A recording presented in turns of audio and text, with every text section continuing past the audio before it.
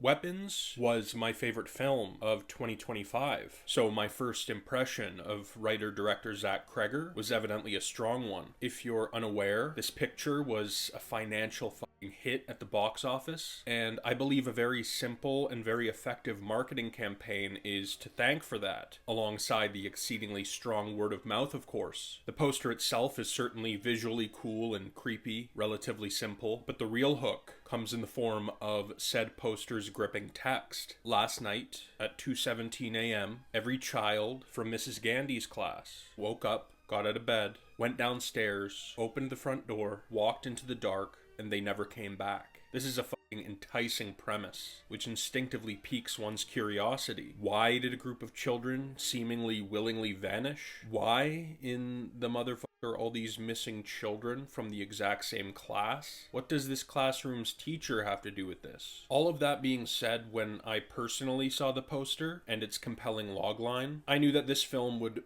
garner either a 9% or 90% critic score on Rotten Tomatoes. I could feel it in my gut that this mystery was going to be solved in either very cool and intriguing or very dumb and dopey fashion. Thankfully, we were provided with the former. I love the fact that this isn't simply a horror picture. There are multiple genres at play here, including comedy, thriller, and character-centric drama. It is not just the story, but how the story is told. Those words apply to Weapons perhaps more so than any other story I've watched unfold. At its structural core, this is a non-linear narrative in which we periodically focus on various characters, whilst their respective stories overlap and converge in the vein of both Lost Season 1 and Season 6. I've always been particularly drawn to flawed, layered characters whose moral compasses are more so gray rather than black or white, and in this instance, some of these flaws, if you will, are cleverly and subtly depicted. For example, Archer's son Matthew is an absolute prick to Alex Lilly, but we know that many a bully's projection of anger and or malice stems from some kind of internal learned pain. Well, during the chapter centered on Josh Brolin's character, he experiences a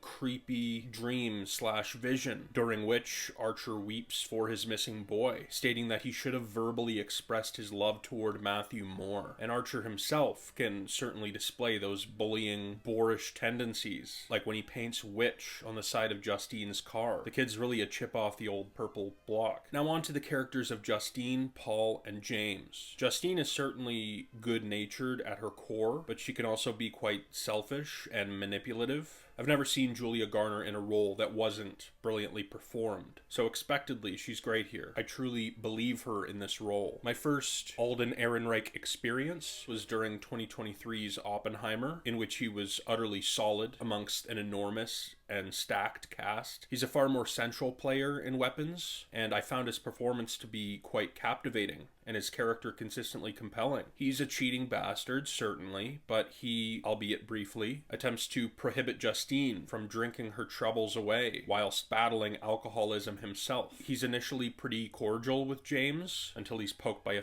needle, at which point all hell breaks loose, all the while in the presence of his police chief father-in-law and especially his wife. He's like a puppy with a tail between his legs. James is a rather shabby, drug-addicted, homeless thief who's also sort of bizarrely endearing. He's effortlessly funny, and his reactions to some of the crazy supernatural goings-on are so bloody real and relatable. Now, I was first introduced to the wonderful Amy Madigan via my third favorite motion picture of all time, 1989's Field of Dreams. Then she played the mother of our lead character Olivia Dunham, portrayed by the great Anna Torv, in a personal top 10 television series of all time, Fringe. When I walked into the cinema to view Weapons with a dearer than dear friend, I was not remotely aware of Madigan's involvement. It turns out that she was unequivocally the most sensational component of the movie. This Gladys character is fucking fascinating, and I feel as though she's utilized perfectly throughout the picture. She's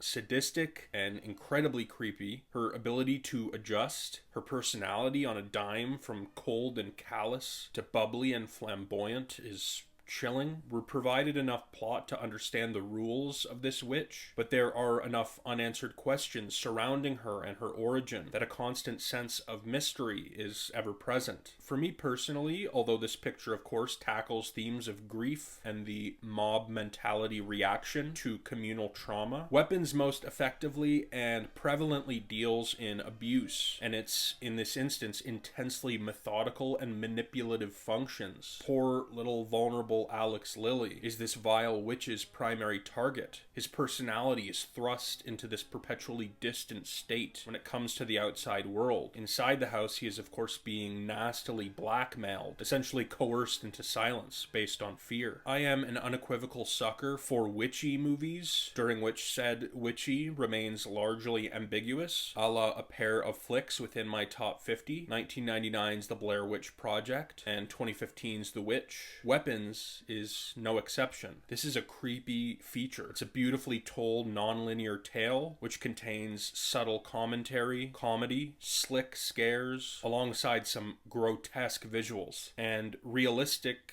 intriguing character dynamics. I look forward to purchasing this picture on 4K before I then look into the evidently great Zach Cregger's previous and forthcoming filmography.